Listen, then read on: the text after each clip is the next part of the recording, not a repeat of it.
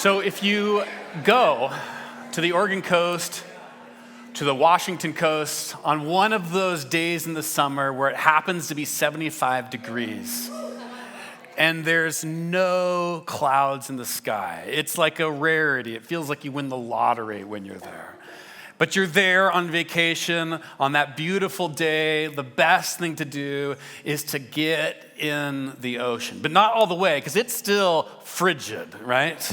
So you go like up to right above your knees. And there's this fun game, like at least I like to play, where like you try to you say, tide and waves come at me. Try to knock me down. You're not gonna knock me down. And you just wait and you just kind of push your legs down into the sand and you see if you can stand firm. A couple years ago, I invited my kids to try in this game with me. And of course, it became a disaster. My son decided he'd learn a lesson in physics so he would jump as soon as the waves came. But here's how that works if you're new to physics, like my son was. The waves are moving at a fast pace, and if you're not planted in the ground, you're very likely to just get knocked and go boom like that, and then become a flailing mess in the ocean water, which is what happened. Like this. I don't know if my daughter was kind of trying to help, but soon after she fell as well.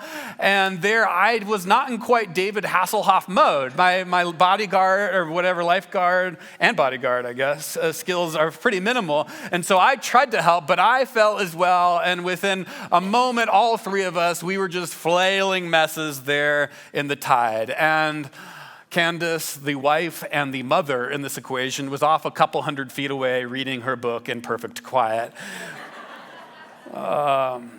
It's hard to not get knocked down by the waves on one end and the receding tide, which drags the sand with it on the other. And of course, that is part of the fun, right? To see if you can stand firm on the shifting sand. Maybe you know what I mean.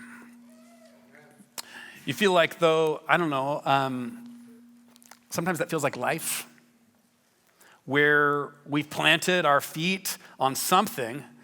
Maybe it's like how much money we have, and we feel pretty good about the income that's coming in. That's what income does, it comes in. Or we feel good about how we're celebrated at the workplace when everybody loves us. Or maybe it's a relationship, maybe it's a place in our family, some level of status. We feel pretty good and we've got our feet planted in that place. And then all of a sudden we get the waves coming at us and the shifting sand, except it's not a vacation and it's not 75 degrees, it's real life and it's challenging. Maybe you've been there. Maybe you are there right now. You've developed the plan that is going to ensure lots of security and safety, the financial plan, the family plan, the parental plan, the calendar plan, the communication plan, the plan. It's going to offer everything you need. It's going to protect you from every liability, except then we realize again, it seems like we forget and we have to realize it again, that there are these things called waves. There's this thing called shifting sand, and the plan doesn't work like we thought the plan would. Today we're going to see that Jesus not only shows us how we can find security in a world of shifting sand and powerful waves, but we'll also see that the source of standing firm is not found in the stuff that we often trust in. We're looking at Mark chapter 13, and this is a really interesting passage. We're going to be actually looking at the whole chapter, but we're not going to be reading the whole chapter. So here's what I want to invite you to do.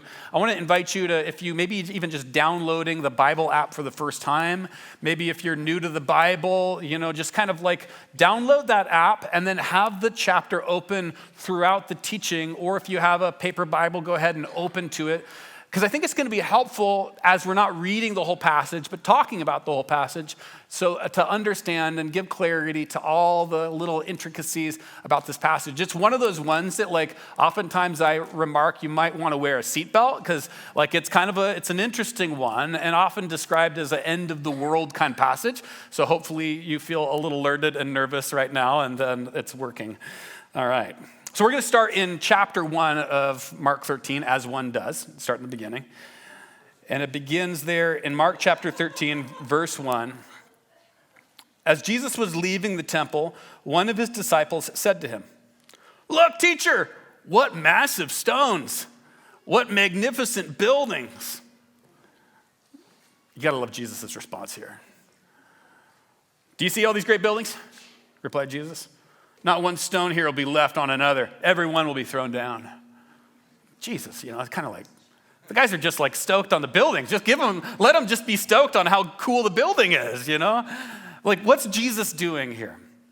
On one hand, you can relate to the disciples. Maybe you've flown into New York City or flown in to some place where you haven't seen the skyline, and all of a sudden you have a window seat and you look out the window and you're just like, whoa, it's real. This place really exists. That's the Empire State Building. We're going to land here. This is amazing. And you could relate to the disciples.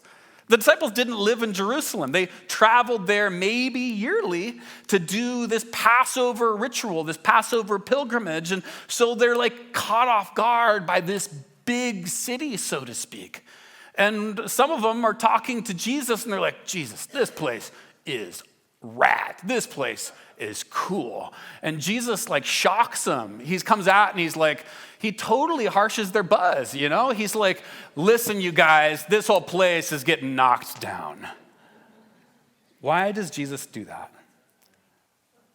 It's hard to stand firm in this world if you are overawed with the world.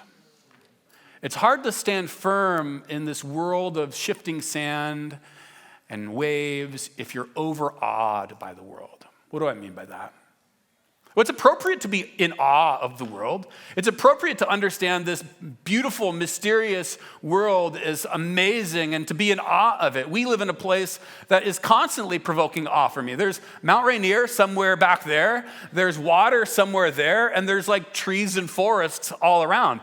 People move to the Pacific Northwest because it's amazing, right? Some of you moved to the Pacific Northwest because it's amazing. And you saw those hashtags on Instagram, hashtag PNW, and you're like, "I'm God, I moved to this place." And you forgot that there's this month called October, and there's this month called November, and there's this month called December, and you got aware of that, and hopefully you've started to climatize to that.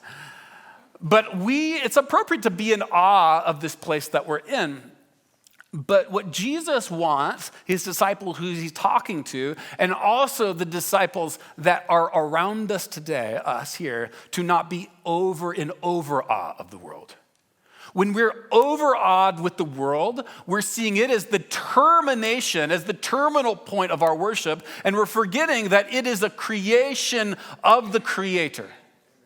And when we forget that it's a creation of the Creator, we limit our ability to stand firm in this world because the resources we're drawing from are the resources of this world. So when the world throws its worst at you, it will knock you down because you're drawing from the resources of the world. When you draw from the resources that are found in the person of God, the world can throw its worst at you and you can stand firm.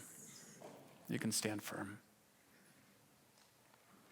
This is what Jesus is seeking, I believe, to do. He's trying to encourage them in this way. And it goes on in verse 3, as Jesus was sitting on the Mount of Olives. So they've moved from the temple to the Mount of Olives. And the Mount of Olives is this large hill that is behind the Temple Mount. And so the Temple Mount stands up kind of prominently within Jerusalem. That's why it's called the Temple Mount. And the Mount of Olives is behind that, this large hill in Jerusalem looking down into the temple.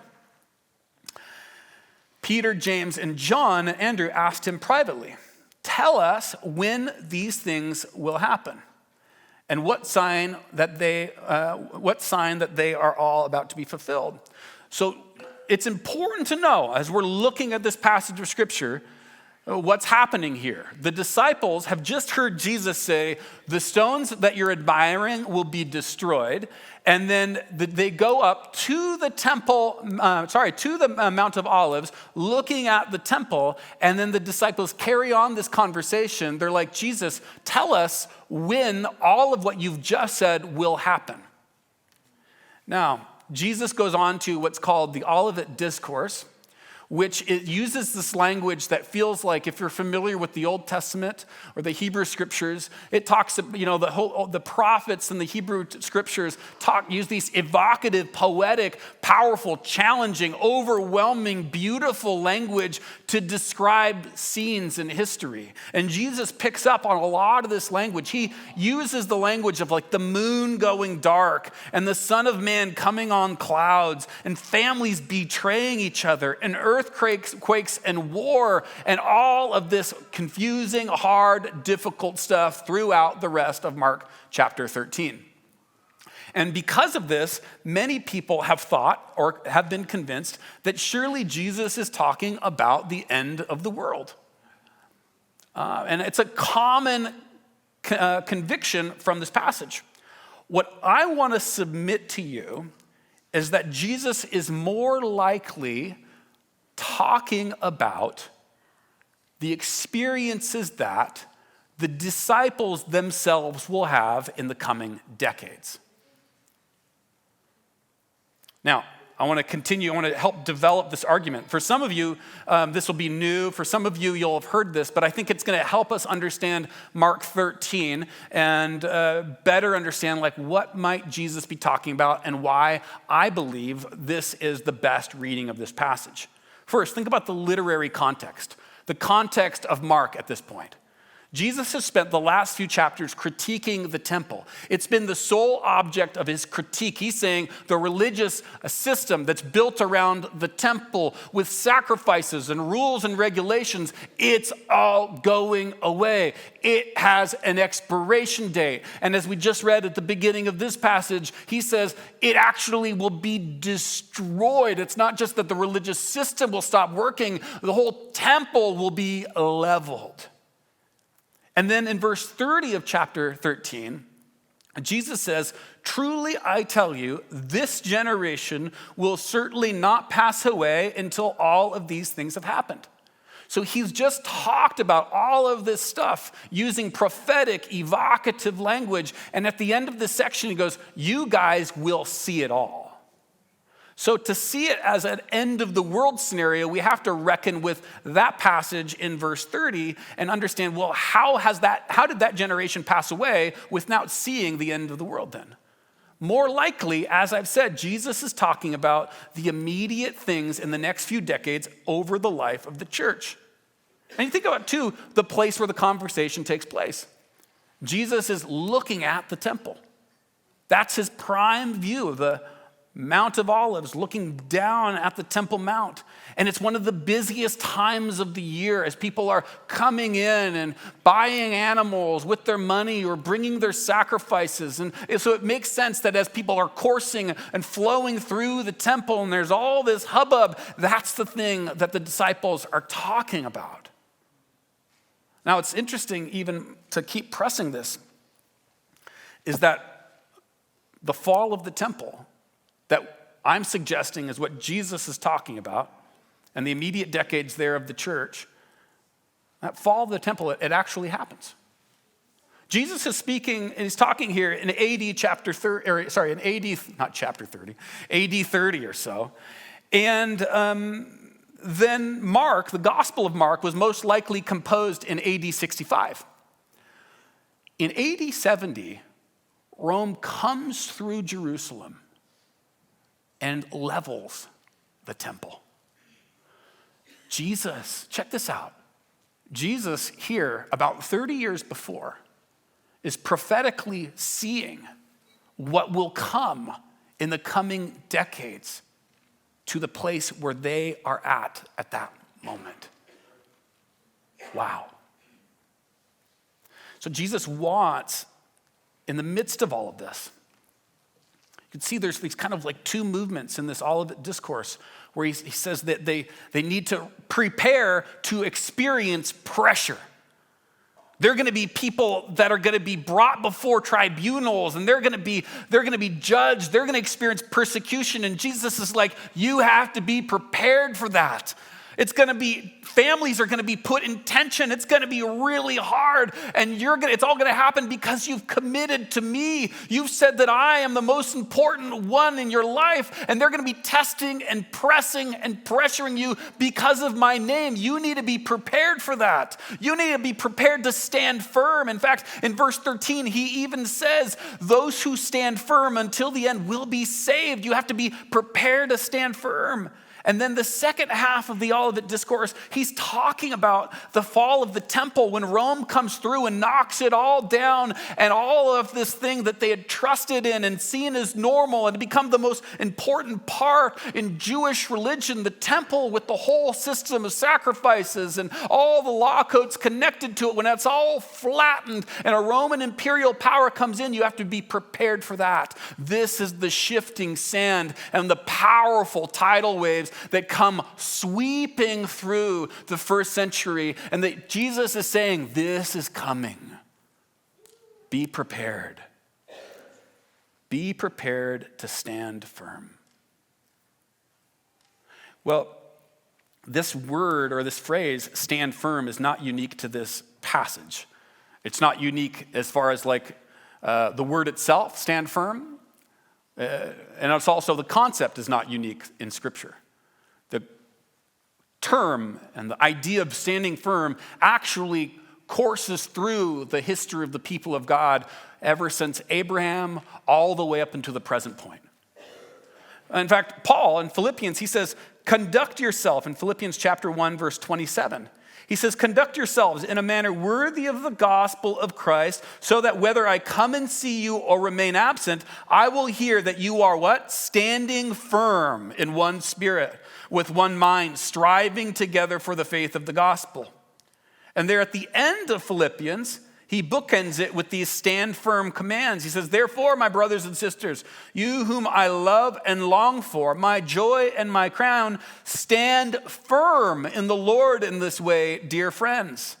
And then in the Old Testament, this is just a sampling of some of the stand firm passages in Scripture. In the Old Testament, in Exodus 14, verses 13 to 14, Moses answered the people. They're right there when the Egyptians are pressing upon them, if you know the story. When the Egyptians are seeking to overtake them, and Moses answered the people, do not be afraid. Do what? Stand firm.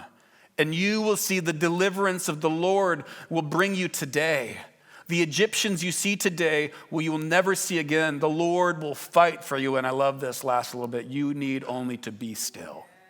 You only need to be still.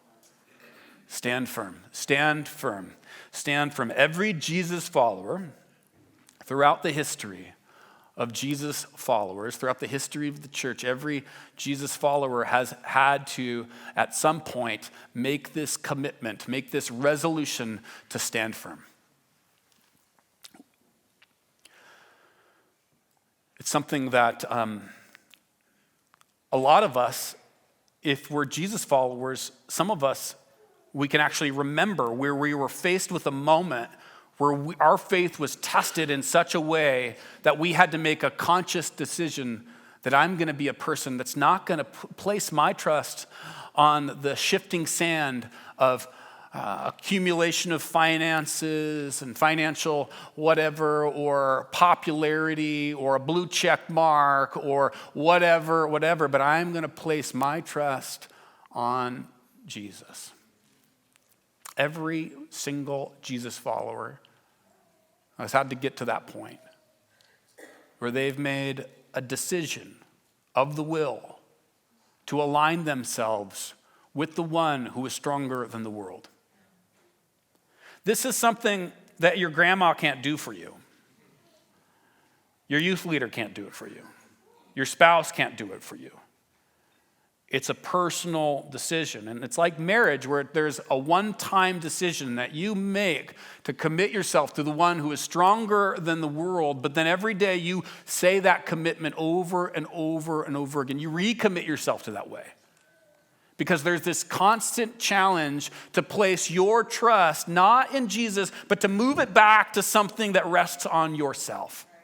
Every day we face this. And oftentimes we feel like we have kind of like one foot trusting in Jesus and the other trusting in some type of security that we've managed to drum up. And oftentimes when we are like this, that's when the wind or the waves or the sand usually knocks us down and we have to realign again. So it is like a marriage in this regard, where we say yes at a very definitive point, and then we keep saying yes. We keep living into this relationship, deepening in it. And as we deepen in it, we recognize more and more that the one we said yes to is continually trustworthy. And that other things are continually untrustworthy. There's a couple different ways that I think that we need to be aware of how we stand firm, like the what of standing firm, like in what areas. It sounds maybe kind of like, nice and Christian-y, stand firm, and we all kind of have our different ways of what does he mean by that? Well, okay, I'm going to stand firm. Like there's two areas that I can think of where we all need to consciously, deliberately, regularly stand firm, and the first is in what I would call our convictions. My son, a couple mornings ago, I always try to get up early, and some kid, one of the kids in our house, is always there when I get up early. I don't know if I can get up earlier. It's a problem. My son was up early, and he said, Dad, come here. Dad. And I thought he was going to try to convince me to watch a show. That's normally what happens. And he goes, I'm trying to think. And I'm like, oh, good. This is good. This is a good sign. I'm trying to think. How can we undo that whole Adam and Eve eating the fruit thing? How can we undo it? There has to be a way. And I was like, man, the greatest minds have tried, my friend. Trust in Jesus. End of conversation. But what I loved about that was he was actually looking at the world through a biblical imagination. He was looking at the world and seeing this is like not just the product of socio-political, economic forecasting and crises, but he was seeing that the problems of the world were connected to this thing called the inbreaking of sin into the world. And that this world began as God's good creation, and that it was affected by humanity's fall as we were viceroys over God's good creation and led it into erosion and corrosion because of sin, ourselves included, and that we would, and this is where he kind of missed out on the whole Jesus coming back to make all things new. He was thinking he could do that. But he was starting to see the world with a biblical imagination. I think here's the thing, is like when you start to see the world with a biblical imagination, it starts to affect your convictions. You start to understand this is how I treat someone with less resources than me. Because the Bible has a lot to say about orphans and widows. You start to realize that the human being is not something that is just an object that I can lust after, but they're created in what the image of God, that they're worthy of respect and honor. Because a biblical conviction has started to work its way into your life. You start to love your neighbors because whether they follow Jesus or not, they are the objects of God's love. And these convictions start to work their way down from a biblical imagination. And if you don't have a biblical imagination, if you don't see all of creation as beginning in God's good, or all of the world as God's good creation that was broken and that will one day be restored, and we're in this middle point where we're advancing the kingdom of God and we're loving our neighbor and we're gathering together regularly in worship, desiring the day that he will come, but comfortable and confident knowing that he's here with us and that he will make all things new even if it hasn't happened yet. When that shapes your understanding and your view, you start to actually be able to stand firm in your convictions. Because there's lots of things that we could have convictions about, and there's lots of things, the news feed, whether it's Instagram or Twitter or Apple News or whatever there's lots of convictions it wants to compel you with. Convictions about sexuality and money and politics and on and on and on. So may I just ask you, what is shaping your convictions? What is it? Oftentimes, if we're just politically conservative, we're looking back to a past day when things seemed like they were good. And so political conservatism by itself is just wanting to go backwards. Political progressivism is by itself is just wanting to go forwards, thinking the past is the problem. So they either think the past is the problem or the solution. But Christianity and a biblical convictions, they look at the world not just as progressivism and conservatism, but they look at the world through the lens of Jesus and his coming kingdom. So we look forward not to the establishment of a secular society that's finally perfect in some utopian vision, but we will look forward to the coming return of the true king, and we advance the good news and we do the work of justice and we love our neighbor and we share the gospel and we do all of that knowing that he will come. Right?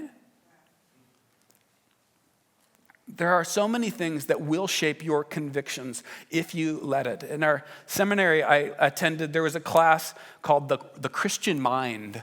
And such a curious title, but I love it because it's this idea of like, what does it look like to understand and think from a Christian perspective?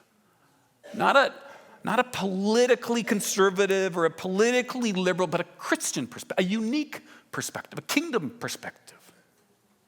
In our anchor track that we mentioned, that Mason mentioned, that you all should come to, we have a section where we talk about theology, and we have this line where we say every one of us should be an aspiring theologian.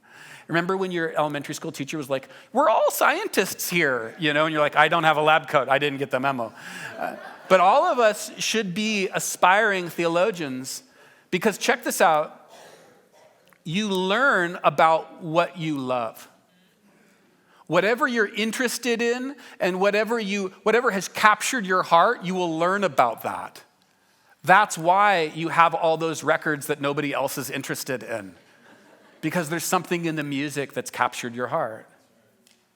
That's why you said yes to that spouse, because there was a capturing of the heart. That's why you wanted to learn more about them than just their favorite color, because you were leaning in, because your heart had been captured. And similarly, the Lord, if we're followers of Jesus, at some point, in some way, has captured your heart. And so we lean in and learn about what we love. So we all should be aspiring theologians, thinking about God and letting theology and biblical truth shape our convictions. I love how Paul said it. He says, we demolish arguments and every pretension that sets itself up against the knowledge of God. That is pretty BA. We demolish arguments and every pretension that sets itself up against the knowledge of God. He just said that. And we take captive, check this out. What do? We take captive every thought to make it obedient to Christ. Are you taking every thought captive? Another area where we need to stand firm is in our desires. We are desiring beings. We're not just thinking beings, we're desiring beings. And check this out. It is rarely that we ever desire bad things. Stay with me. We don't desire bad things, but we desire good things in bad ways. Lust is most often a misguided desire for love and affection.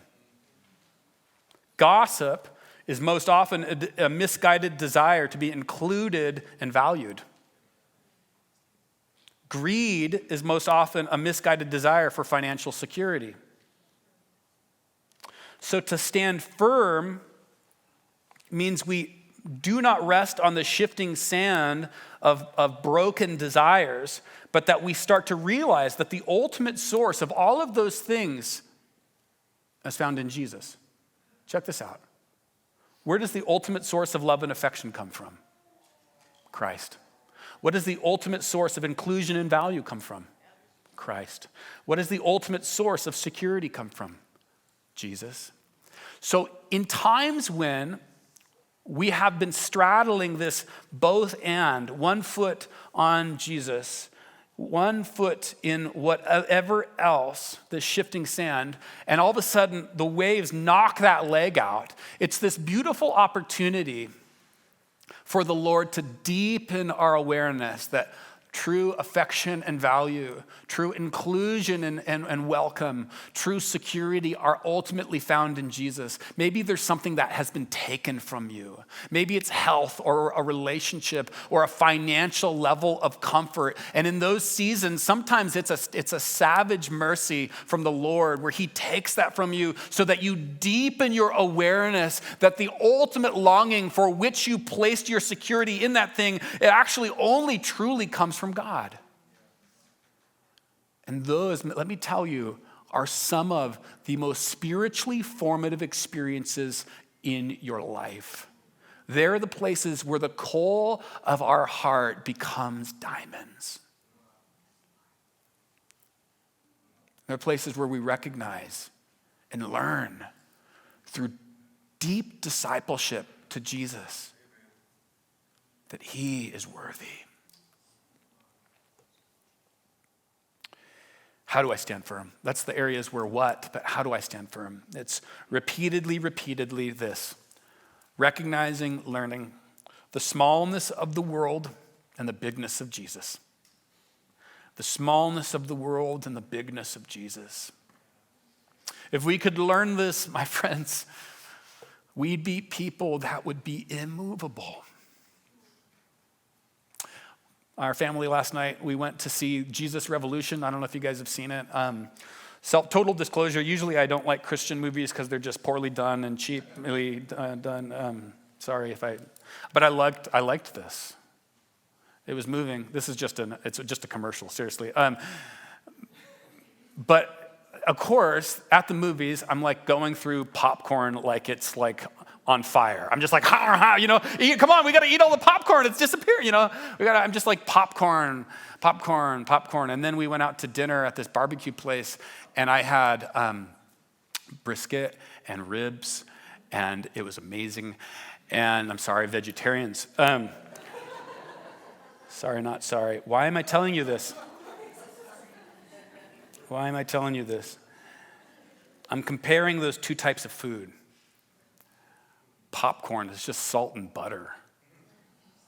It's hacked the taste code, offers no substance, and it's just hacked the taste code and convinces us that one more handful will satisfy us, and it never does, because it's just salt and butter and more, compared to the rich fare of ribs and brisket and sides.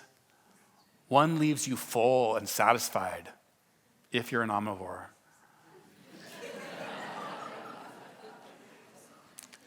And the other just leaves you constantly hungry. I think the way we recognize the smallness of the world is the best it can offer us is popcorn compared to the rich fare that the Lord offers us. The Lord offers you rich fare so that you will never be hungry again, so that you will never have a soul thirst that is parched, but you will just be hungry and it'll be satisfied. You won't have to go out looking for it. It will be something that you've been given. When was the last time that the sand that you stood on actually provided what it promised? Never. You have to constantly recognize the smallness of the world, but then also the bigness of Jesus. The band can come on up at this point. The bigness of Jesus. This is against what people that tell you how to preach a sermon will tell you to do, because I'm introducing a new concept at the end. So just go with me. In verses 26 and 27 of chapter 13, there's something I think beautiful.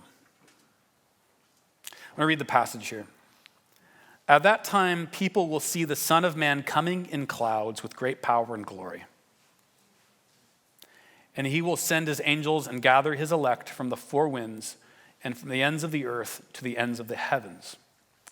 Now, oftentimes, that passage is understood to be describing what some have called the rapture, where Jesus comes down and he gathers his church. But Jesus is quoting Daniel 7. And when you look at Daniel 7, it's not that the Son of Man is coming down, but it's actually that the Son of Man is going up. So actually what Jesus is describing there is not some future event where he returns and we long for that day and we want to see it and it is imminent and it could happen today and it could happen in 50 years. We don't know. But what Jesus is describing there is the ascension. After he rises from the dead, he ascends to sit at the right hand of the Father. And check this out. It says, when he ascends, he will ascend with great power and glory. We know that the book of Acts describes Jesus as, in his ascension, as he's reigning now. Jesus is reigning right now. He is ruling and reigning. You look at the headlines, it might not always look it, but he's ruling and reigning right now. And Jesus says there in verse 27, and he will do what? He will send his angels and gather his elect from the four winds and the ends of the earth and to the ends of the heavens. What is he doing? He's doing that right now. He is gathering his church. He's gathering his church in Nigeria. He's gathering his church in South Korea. He's gathering his people in Iran. He's gathering his people in India. He's gathering his people in China. His world is getting to know about Jesus right now. Jesus is sitting at the right hand of the Father, and he's building his church, and the gates of hell won't prevail against it.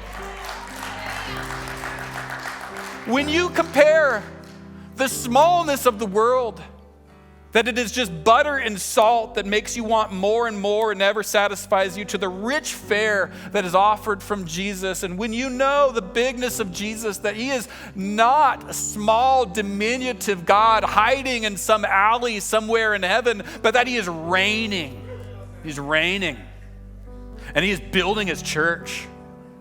When you know that, you know to not trust in the sand. You know to not trust in whatever the world is advertising and recommending will solve your biggest soul needs now. You'll know that will never do. It'll never do. On Christ, the solid rock, I stand. All other ground is sinking sand.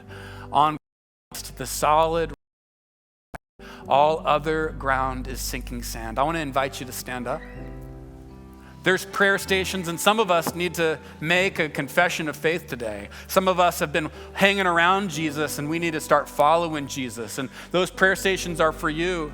Some of us are in a place where we've been on the sand for a while, and we're following Jesus, but we're kind of on the sand. Some of us need to say, I need to stand firm. Life is too hard for me to be playing around. I need to stand firm. Those prayer stations are for you. The communion is for you. When you get to hear the word, Christ's blood shed for you. It's sure sand. It's sure rock. It's not built on anything you've established. It's what he's done for you.